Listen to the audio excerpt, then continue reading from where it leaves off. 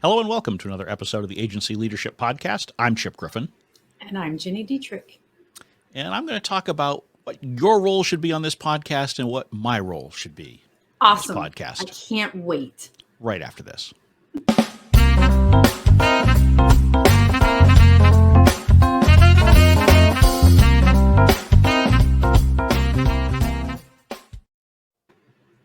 So I think we're going to put you in charge of video editing and all of the technical side of things. How does that sound to you?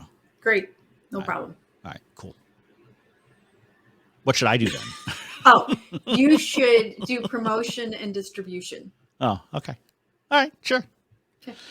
Anyway, people don't really care what our roles are in this podcast because really, A, it's not that difficult, and B, not that interesting. But what is interesting is the roles on your agency team, and when you're working with clients, how do you define the roles of your team? How do you communicate those roles to the client? And how do you set yourself up for success? So we're going to talk about roles in the client context in today's episode. Yeah, I think it's really like anything else, right? It's setting expectations. It's communicating correctly. It always makes me laugh that communicators are not particularly great communicators sometimes. And making sure that your client understands, like, I go to this person for this or this person for this. Otherwise, you get wrapped into the same thing that many of us get wrapped into, which is they come to you for everything. And that should not happen. Well, and the first thing, like everything else that we talk about on the show, is you need to figure out what your role is, right? Because we're talking to small agencies where the owner is an important piece of the team for everything in some fashion. And so you need to figure out, do you want to be the main client contact on things? Do you want to be focused on client delivery? Do you prefer to be more behind the scenes and only drop in from time to time, and instead you're going to focus on running the business? And there is no right or wrong answer. I know some folks will say, well, if you're the agency owner, you can't be spending more than half of your time on client service. And look, I think in an ideal case, that's probably how it should be.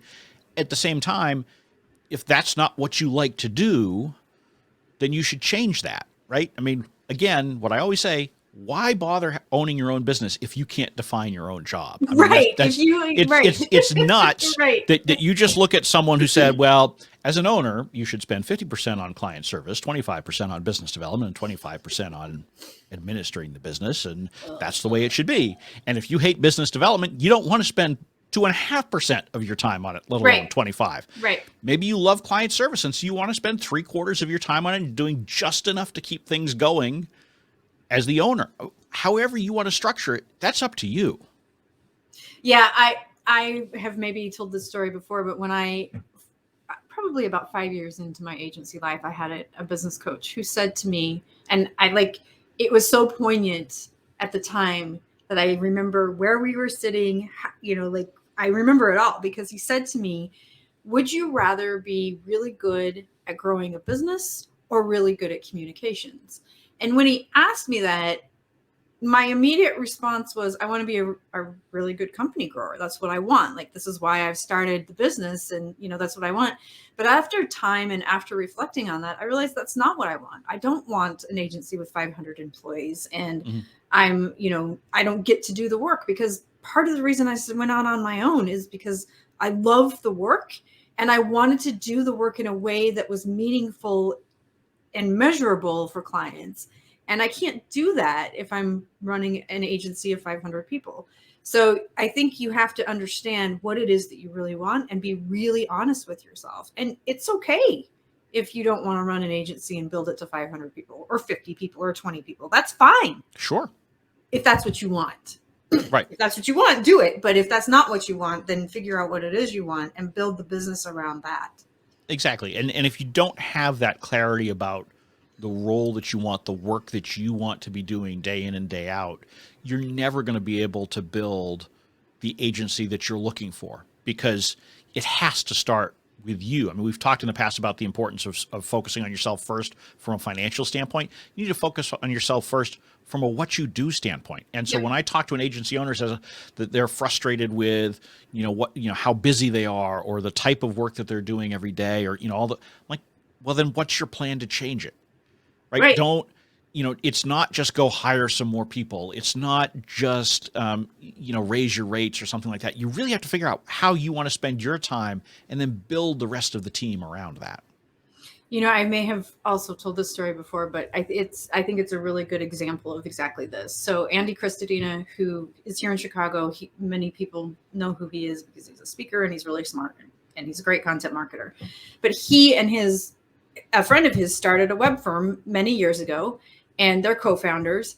And what they discovered I would say probably about 5 or 6 years in, is that neither one of them wanted to run the business. Andy wanted to focus on content marketing, which was not called that back then, but when that's what he wanted to be, the face of the company and the chief marketing officer for all intents and purposes. Mm-hmm.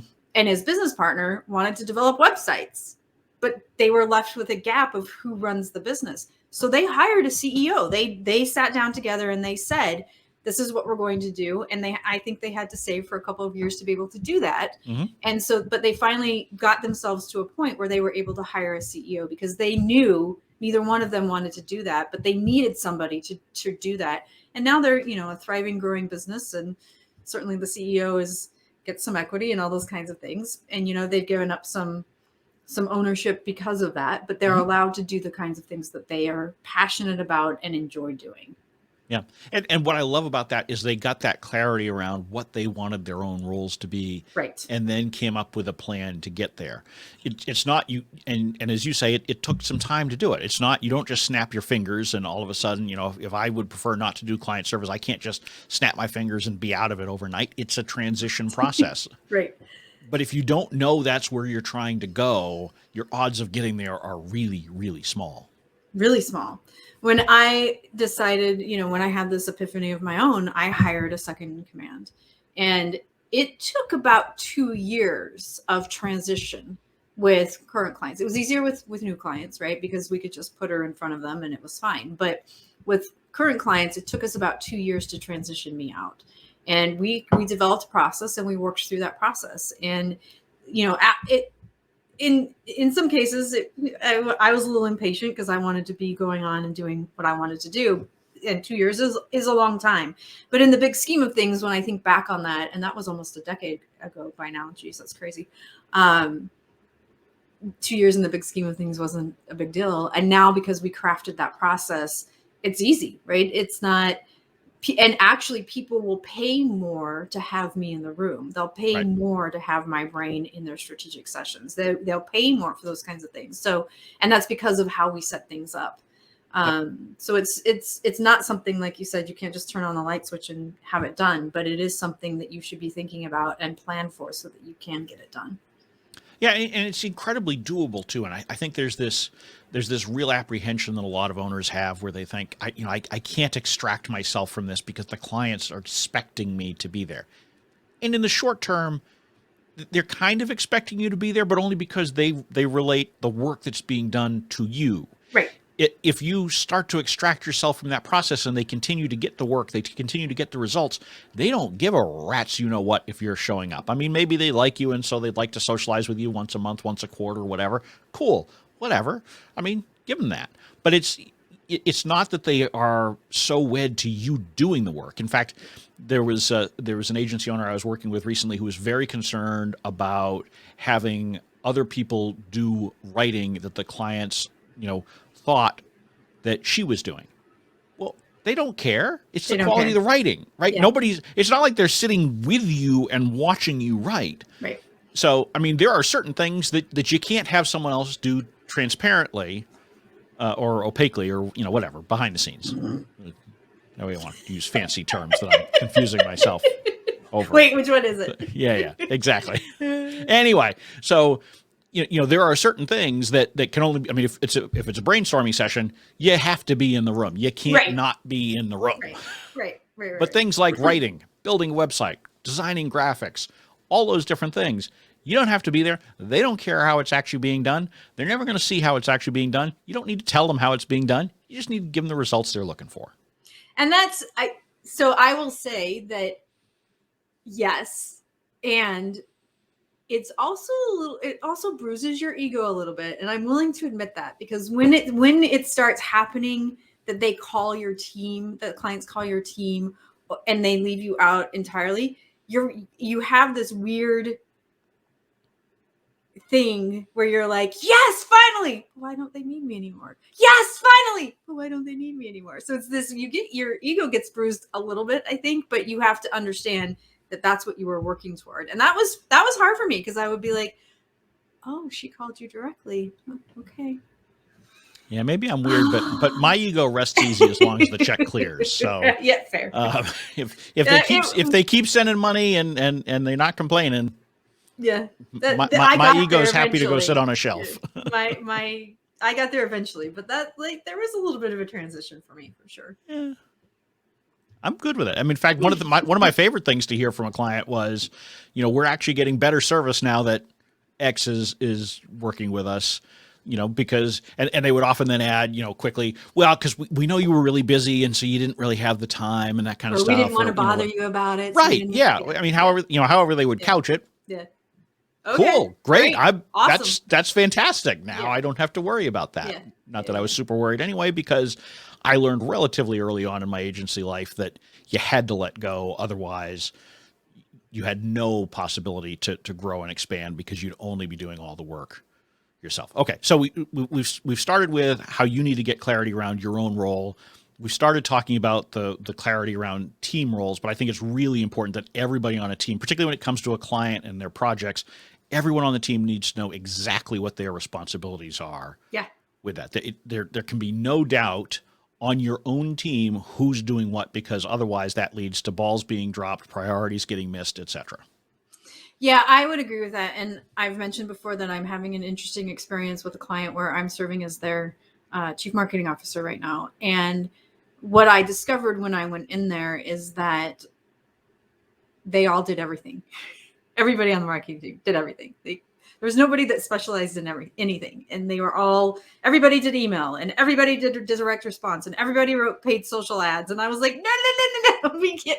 Everybody cannot do this. Right. And so I've spent the last few months really digging into, this is what this person's core expertise is. So we're going to focus them on that. And then we've been stripping other things away and moving them to another person. But I think that's a really typical, I certainly agencies operate in that way too, because you need to get the work done. And so you just have people do things, especially when you're small, right? Everybody does everything. But I think as you grow and mature, you have to get to the point where you say, okay, this person's in charge of content. This person's in charge of social. This person's in charge of paid social. This person's in charge of media relations. This person's in charge of, whatever it happens to be.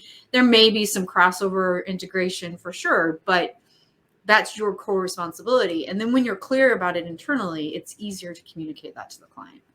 Yeah, and I think you've touched on two things that are really important here. The first is sort of specialization. In other words, figure out from each team member what they're best at and try to get them to do more of that, as opposed to, having someone who is an okay writer doing writing when you've got someone who's great at it, right? Right. Yes. And you should you should try to avoid having just one person who has expertise in something, so that if someone quits or is sick or, whatever, you've got some fallback plan. Yep. But you should know who your A team is for particular tasks that you're called upon to do with any regularity at all. But the other thing that you said, and I think it's really critical, is who's in charge. In other words, you can have multiple people who are writing or doing media relations or those kinds of things, even on the same project, but you need to know who's in charge. In other words, whose throat do you choke if something goes wrong? Right. And there's the expression, you have to have a single throat to choke. And the reason why is because if you have more than one person in charge, nobody is. And it's not because people are intentionally pointing fingers at somebody else to avoid blame. It's just natural. I mean, you get busy and you just say, well, I assumed that Gini had this, so I didn't do it. Right. I mean, if you and I just said, every episode's going to get up each week and we'll just kind of figure it out, the odds that every episode went up would be very small. Very slim. Yep. Because, you'd assume I was doing it. I would assume you were doing it. And then all of a sudden it would be Friday and it would be like, oh, look, no episode ever happened. Shoot. which happens bad enough as it is because, I drop the ball from time to time. But in any case, so you need to have that kind of clarity within your team so that you know exactly for every project who's in charge and, who's going to coordinate everything to make sure it gets done. Yeah. And I will say, when I was at Fleischman, there was always an account lead from that perspective. When I worked at the ad agency, there was a director of client services and she had a team. So you can set it up, however you want, but somebody should be the lead. And the client should know who that is, because otherwise you're going to be back into the same thing that we were talking about earlier, where they call you for everything and that then you just get bottlenecked and nothing gets done. So there should be a client lead for every client or every project or campaign. Yeah, and that needs to be very clearly communicated to the client so that they understand it. This person needs to be not just the lead in name only. They also need to be the one who is seen to be running calls, who is either sending or copied on all the important emails. You really need to set this person up, so particularly if this is one where you're the owner and you're trying to transition yourself out of the day-to-day, which happens, you really need to sort of overdo it in terms of making that person not just be in charge on paper, but really appearing to be in control and having a handle on everything. Yep. Yeah. When we were transitioning me from being that person, we spent time where my second in command and then later other people would go to meetings with me and just observe. And then we had a transition period where I went to meetings with them and just observed. That is very challenging, by the way. It's really hard. difficult. It's really difficult. You have to just keep telling yourself, don't say anything, and then use the time after the meeting to provide constructive feedback. Also understand that they may do things differently than you, and that's okay. That doesn't mean that they're doing it wrong or that it can't be okay like that. So that's very challenging. And then eventually you can bring yourself out of it. And clients are very happy with that. Like you said earlier, all they care about is whether or not you're getting results for them. That's all they care. They don't care who's doing the work.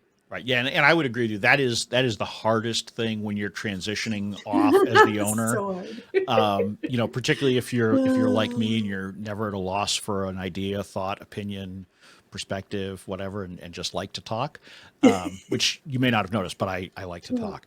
Yeah. So it is something that you really have to discipline yourself on. And if the client asks you something in those meetings, you have to do your best to try to steer it to one of your team members. Yep. And there will be times where it is appropriate for you to step up and say something, right? I mean, if you see a team member veering way off track, and you can save the whole thing by just dropping in a few words, say, well, how about we think about this, right? But be judicious with it and don't look like you're cutting the legs out from underneath that team member. Do it in such a way that it looks like you're adding to what they're saying as opposed to completely reversing course. Yeah. And I will say that one of my favorite phrases is, what do you think? So if a client poses something to me, I'll say, well, Chip, what do you think? And I steer it back to the person who's in charge. That's one of my favorite phrases. And it works. It doesn't make people feel like I'm avoiding it. And it doesn't make the client feel like I'm avoiding the question. And it doesn't make the team member feel like I'm cutting them off or undermining them. It gives them some empowerment. So what do you think? I use it so much that it's become an internal joke. They're like, oh, Jenny's going to say, what do you think? Right. Well, and that technique is really helpful for internal meetings too, right? Yep. Because if you are the owner of the business, as soon as you've stated your opinion, you do two things. You end up shutting off a lot of potentially useful conversation because people are like, well, he already thinks this. Why am I bothering? Right. Or you turn it into an antagonistic thing where they assume you've already made up your mind. And if they feel strongly enough about a different point of view, they're now going to become a little more, depending on their personality, potentially a little more aggressive about pushing back. So instead of having a constructive conversation, it now becomes one where it just goes to unproductive places. So you should, as the owner, you should be the last to speak on most topics in internal meetings in particular. Client meetings generally as well, but certainly on your own internal meetings. Yeah, and I will say it works really well in internal meetings. And it works just in your one-to-ones. Like if somebody comes to you with a problem, what I have found is that they are really, usually what happens, at least in the beginning, is they'll come to you with a problem and no solution. And our instinct is to give it the solution, right? That's what instinctually we want to do. But if you stop yourself and you say, well, what do you think? Eventually what happens is that they come to you with a problem and a solution, and they've already thought it through. And it trains them to do that and to start thinking that way. So I love that phrase. I think it's a great phrase. Mm-hmm. So I want, as we sort of come to a wind up of this, I want to talk a little bit how we communicate those roles to clients. And we talked about having clarity over the primary contact, but one of the questions that clients will often ask is, who's going to be doing the writing, who's going to be doing the media relations, who's going to be doing the social stuff, and part of it is they just want to know. A lot of times, though, it's because they want to just reach out directly to that person. And in their mind, it's making it simpler and easier. And certainly my experience has been, I'll be interested in yours as well, my experience has been on some larger ones where I've been in larger agencies and you have all sorts of people on both sides. Some of that direct connection can actually be helpful as long as your client lead is still in the loop.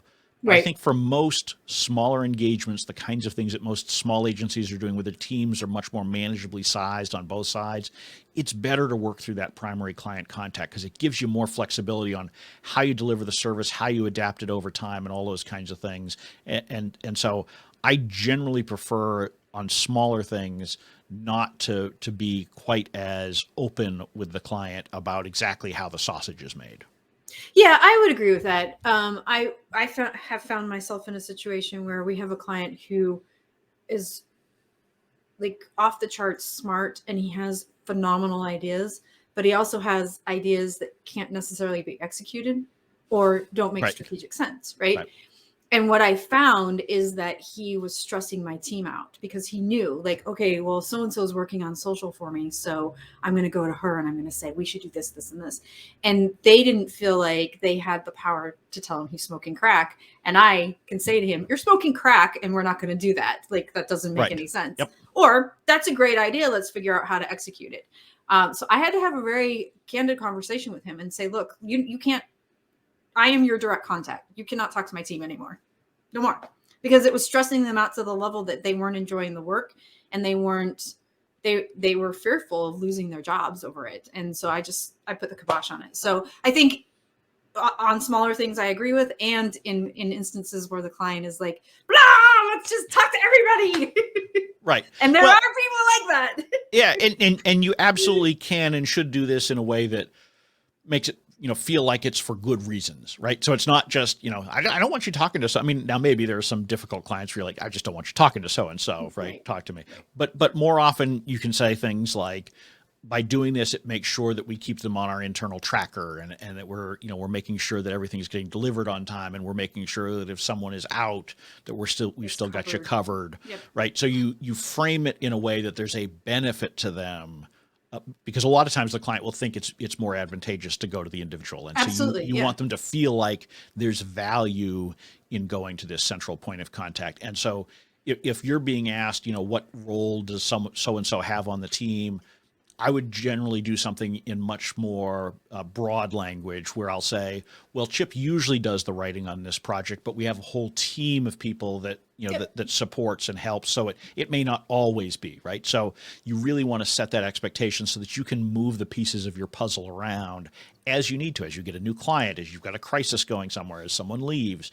And you don't want to have to go to the client every time and say, hey, your writer has changed, your web person has changed, your ads person has changed. You want to do it in such a way that it feels much smoother, because we all know that change happens a lot in agency land. Yeah. And yes, we're going through the Great Resignation right now. So change is happening a lot. And the last thing you want the client to think is, oh my gosh, their turnover is crazy and they can't keep anybody employed. Right. And a lot of the listeners here, they're using contractors for stuff too. And so you might have 3 or 4 people who are doing it based on who's available. And so it's not that you've got turnover, but if you had them going directly to them, it A, might look like turnover, and B, you run into a problem if that person doesn't have the bandwidth at that time to work on. So keep it simple and get them to work through a single point of contact as much as possible. It'll work out much better for you. And I know that sort of runs counter to the general advice, which I say is be pretty transparent, right? This is one of those areas where transparency isn't necessarily your friend or the client's friend. Yeah, I think you're right. They don't have to know how the sausage is made. Right. They just need to know that they want it hot, tasty, and on time. You know? Right. And only with ketchup if you're in Chicago. No, that's not true. No ketchup if you're in Chicago. Yes. I don't even know. I'm a vegetarian. I don't know how it works. It's one of the two. I don't think vegetarian sausage. No. It's it's like cauliflower pizza. Why would you do that? Ketchup on sausage. No. All right. Well, there's no ketchup on this episode. No, there's not. But if you're listening to this, after November, you might be catching up. On that note, really, really bad. Yeah, you're welcome. With that, I'm Chip Griffin. And I'm Ginny Dietrich. And it depends. Mm-hmm. Thank you for listening to the Agency Leadership Podcast. You can watch or listen to every episode by visiting agencyleadershippodcast.com. The Agency Leadership Podcast is distributed on the FIR Podcast Network. Just visit www.firpodcastnetwork.com. We welcome your feedback and suggestions and look forward to being back with you again next week.